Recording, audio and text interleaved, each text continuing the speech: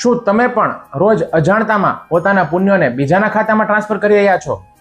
જ્યારે આપણે કોઈની નિંદા કરીએ છીએ કે પછી નિંદાને સાંભળીએ છીએ ત્યારે આપણને લાગે છે કે આ તો માત્ર શબ્દો છે, આમાં ભલા શું મોટું પાપ થઈ ગયું.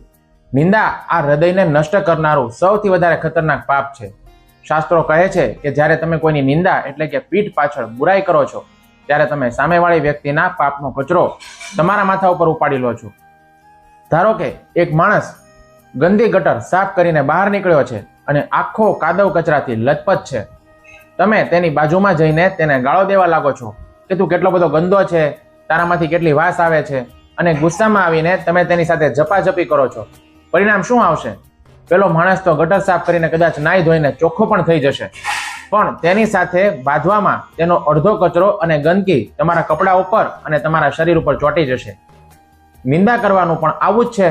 પેલો માણસ પાપ કરીને ગંદો થયો છે, પણ જ્યારે તમે તેની નિંદા કરો છો ત્યારે તમે મનથી તેની સાથે બાંધો છો. પરિણામે તેનું પાપ તો ધોવાઈ જાય છે અને તમારા હૃદયમાં આવી જાય છે. સંત કબીરદાસજી એવું કહેતા કે આ સંસારમાં જો કોઈ આપણું અપમાન કરે કે પછી આપણી નિંદા કરે તો તેનાથી રડવાને બદલે આપણે ખુશ થવું જોઈએ. તેમણે એક ખૂબ જ સુંદર દોહો કહ્યો છે: નિંદક નિયરે રાખીએ આંગન કુટી છવાય, બિન પાની સા બુન બિના નિર્મલ કરે સુભાય.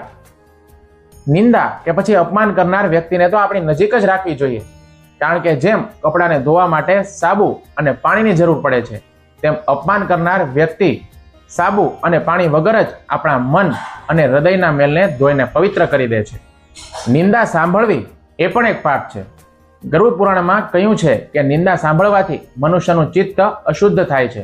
જેવી રીતે ખરાબ ખોરાકથી શરીર બીમાર પડે છે, તેવી જ રીતે ખરાબ વાતો કે પછી નિંદા સાંભળવાથી મન બીમાર અને મલિન બને છે.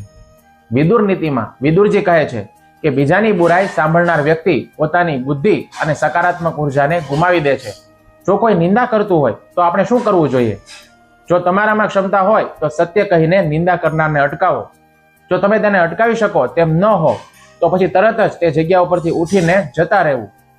જો ત્યાંથી જવું શક્ય ન હોય તો મનમાં ભગવાનનું નામ સ્મરણ કરવા લાગવું, જેથી નિંદાના શબ્દો કાનમાં અને મનમાં ઘર ન કરી જાય. હવે આપણને સૌને એક પ્રશ્ન થાય કે યદિ કોઈ માણસ ખોટો હોય તો એને ખોટો કહેવામાં પાપ લાગે? શું એ પણ નિંદા ગણાય?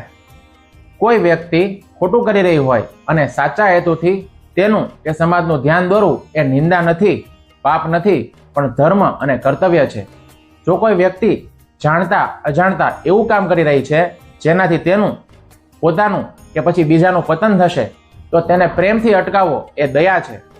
જો કોઈ વ્યક્તિની ચાલબાજી કે પછી ખોટા કામથી બીજા અજાણ લોકો છેતરાઈ રહ્યા હોય તો પછી એ લોકોને સાવચેત કરવા એ સામાજિક ફરજ છે.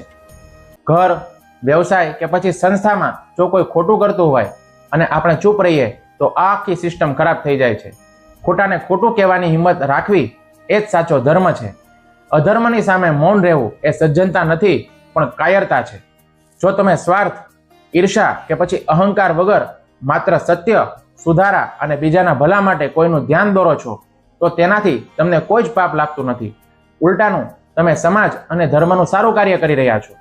મોઢા ઉપર સત્ય કહેનારો કદાચ તમને કડવો લાગી શકે, પણ પીઠ પાછળ નિંદા કરનારા કરતા તો તે 1000 ગણો સારો છે. હરે કૃષ્ણ.